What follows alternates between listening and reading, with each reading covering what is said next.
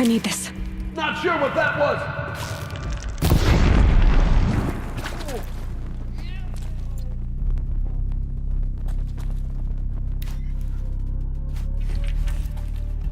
Could be something weird.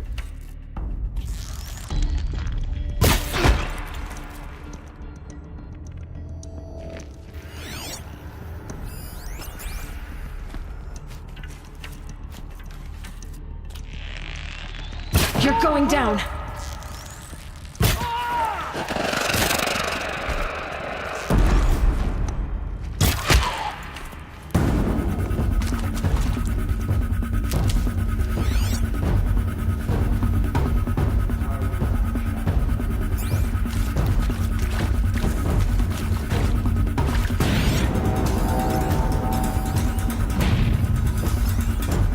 Haven't you got anything better to do?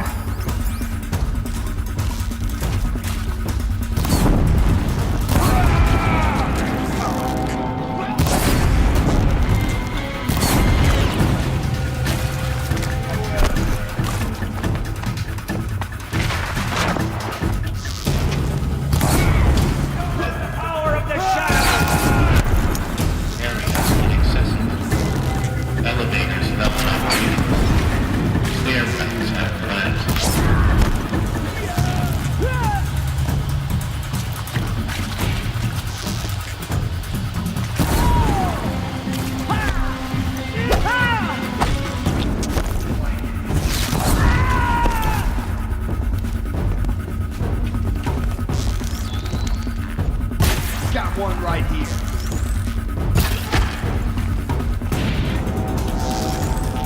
Here we are.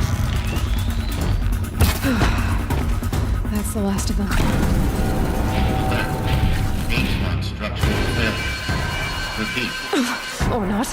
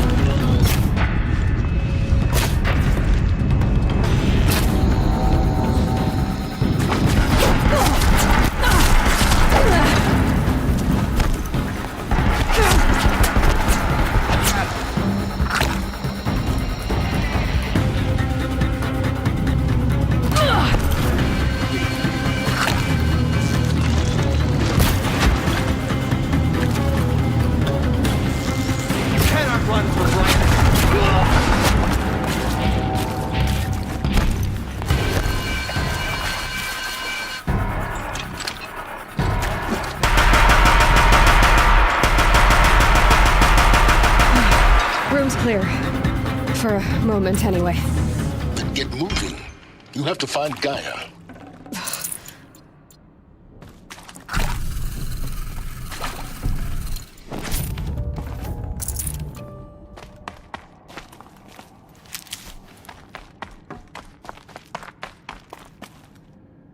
Stocking up.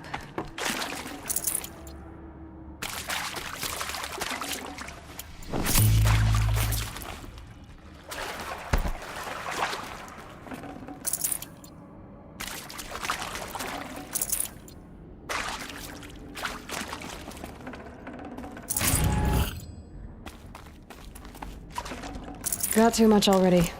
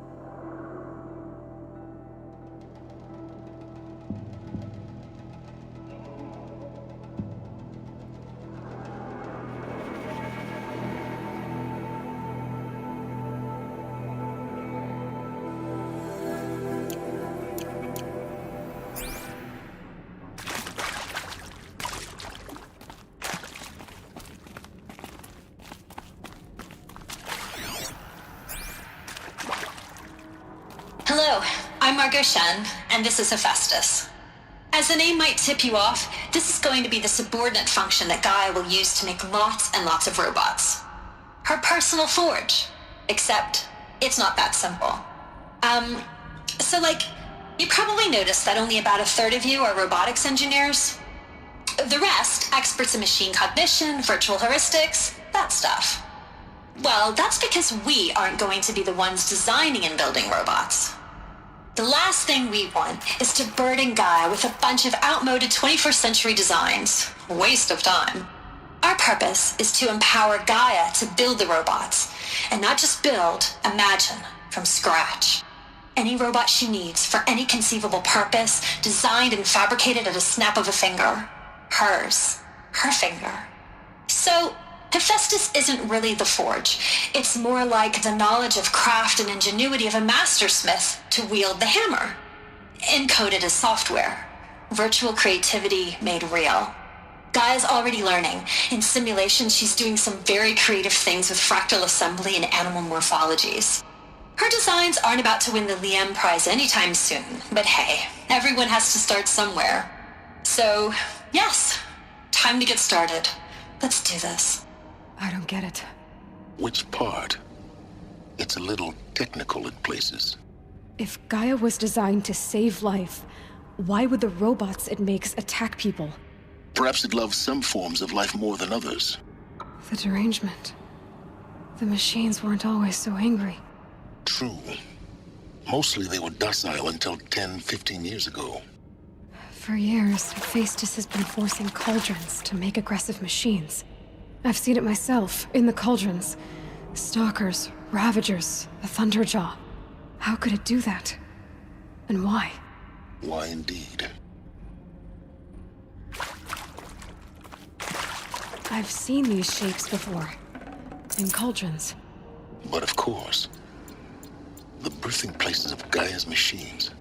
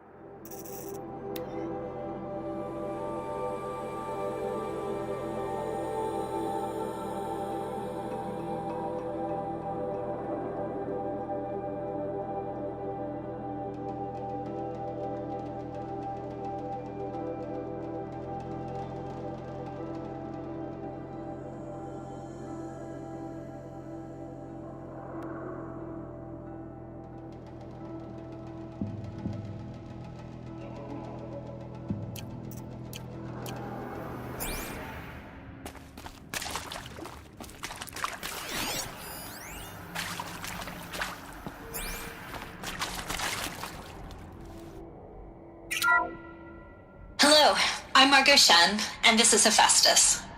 As the name might tip you off, this is going to be the subordinate function that Gaia will use to make lots and lots of robots. Her personal forge. Except, it's not that simple. You probably noticed that only about a third of you are robotics engineers. The rest, experts in machine cognition, virtual heuristics, that stuff. Well, that's because we aren't going to be the ones designing and building robots. The last thing we want is to burden Gaia with a bunch of outmoded 21st century designs. Waste of time. Our purpose is to empower Gaia to build the robot.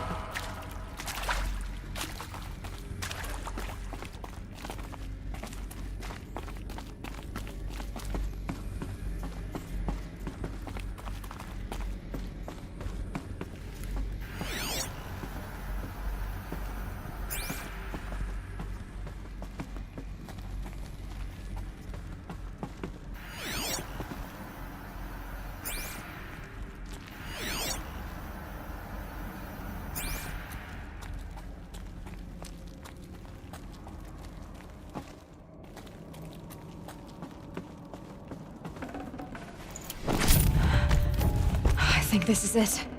Elizabeth Sobek's office. But it's sealed off. There's got to be a way inside. Keep looking. More Eclipse. Careful now.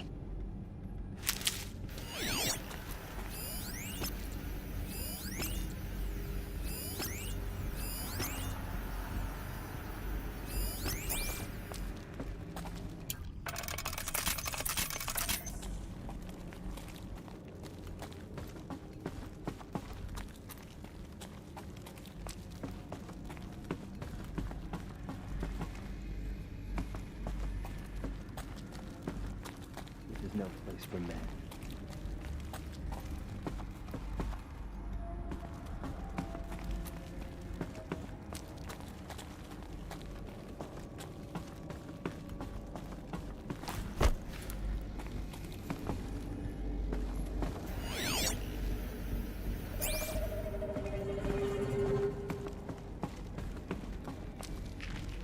Welcome to Apollo, the collective memory of the human species and the wellspring of knowledge for future generations.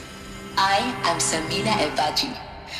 Until recently, I was director of the International Collective Memory Institute in New Tehran.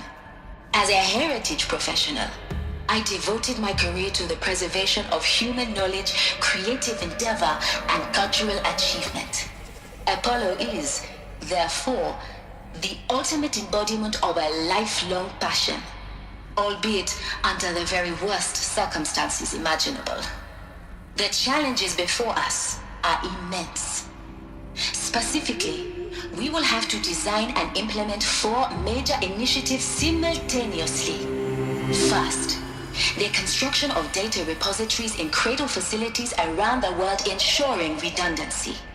Second, the collection and processing of a projected 180 million discrete data entries, 42 zettabytes of data in Mandarin, English, Spanish, and Arabic. Third, the transferal and encoding of all that data onto DNA encapsulated in synthetic fossils, the only medium capacious and durable enough to safeguard it without degradation for the centuries to come.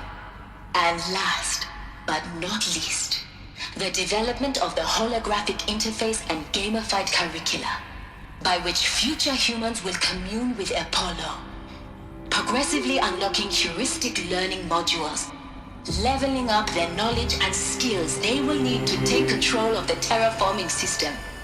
That is the future towards which all of our efforts will be directed. Not just the preservation of the past, but the seed for the flourishing of a new tree of knowledge. Welcome, and let us begin.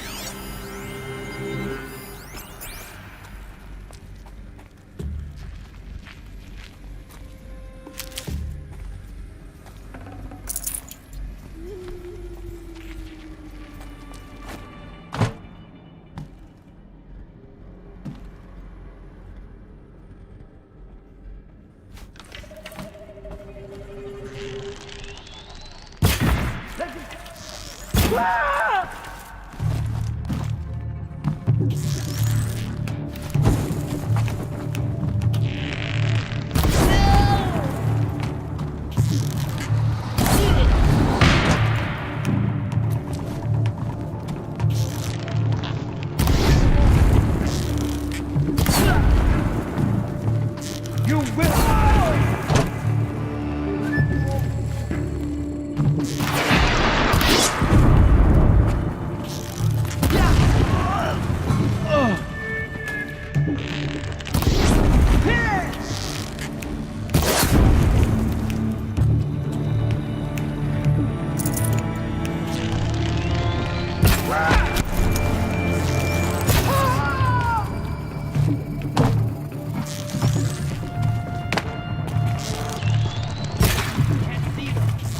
That's the last of them. On once more. In what should have been a cave of wonders. Look around. See if anything is left.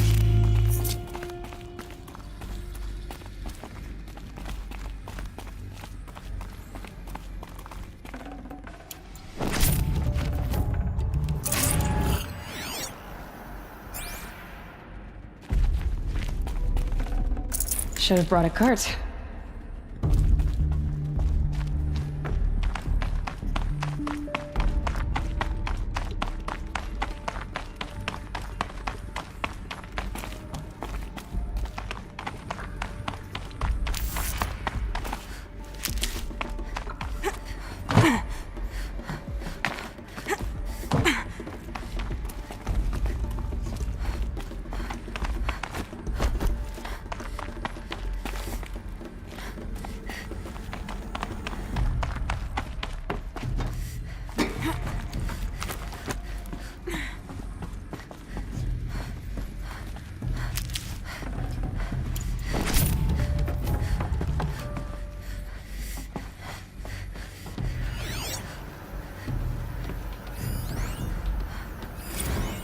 Dr. Sobek, please archive this testimonial in Apollo. Cross-reference to all mentions of my name and Operation Enduring Victory. My name is General Aaron Harris. From 2060 to 2066, I served as the chairman of the Joint Chiefs of Staff, the highest-ranked officer of the United States Armed Forces. The tenure of my command included strategic planning and oversight of Operation Enduring Victory, a falsehood perpetrated on the civilian population.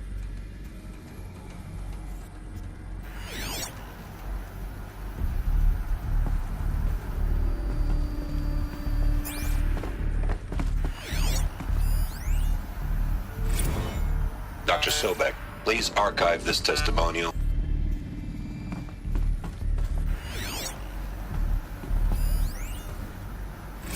Dr. Sobek, please archive this testimonial in Apollo. Cross-reference to all mentions of my name and Operation Enduring Victory. My name is General Aaron Harris. From 2060 to 2066, I served as the chairman of the Joint Chiefs of Staff, the highest-ranked officer of the United States Armed Forces. The tenure of my command included strategic planning and oversight of Operation Enduring Victory, a falsehood perpetrated on the civilian populations of the United States and other nations during the last 14 months of life on this planet.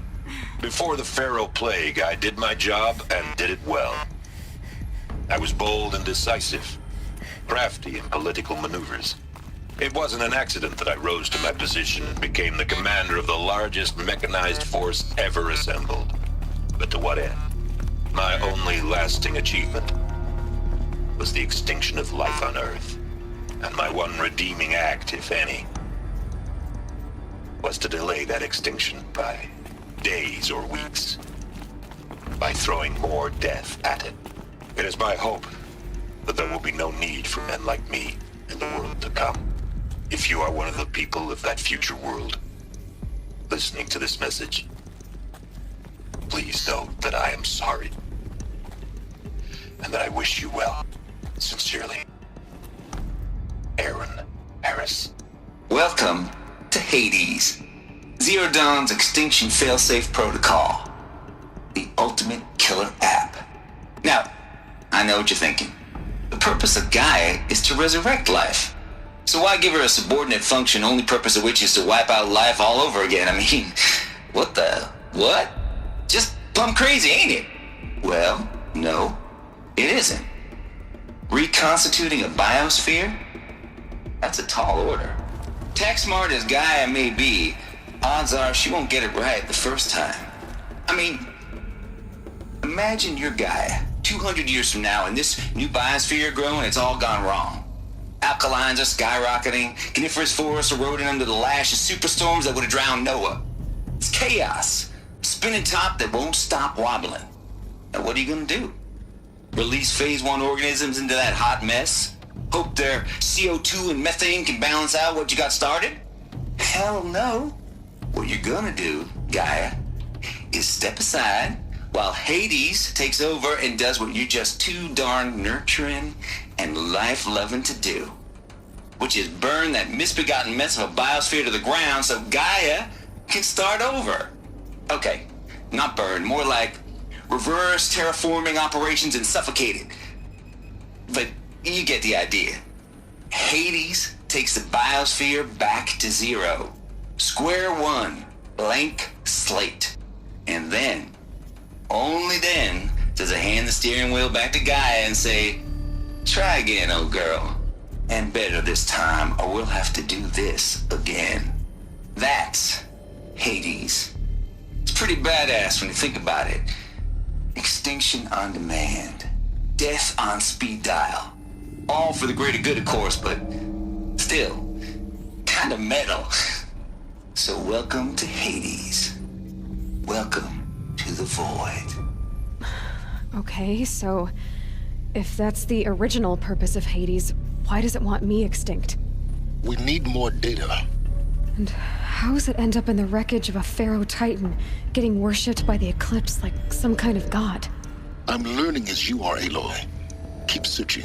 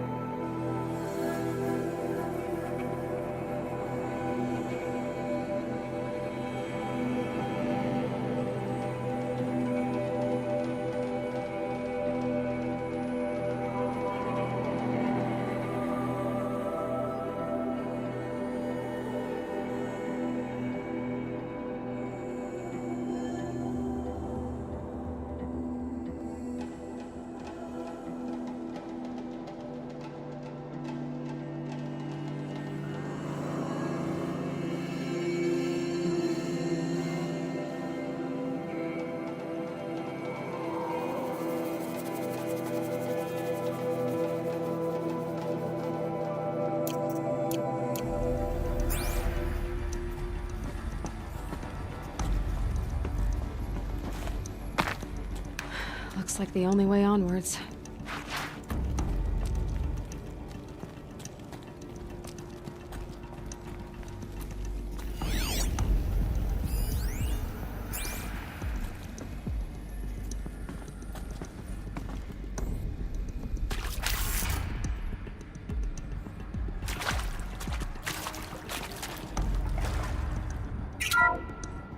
Welcome to Eleuthia, the crown and king of Gaia's subordinate functions.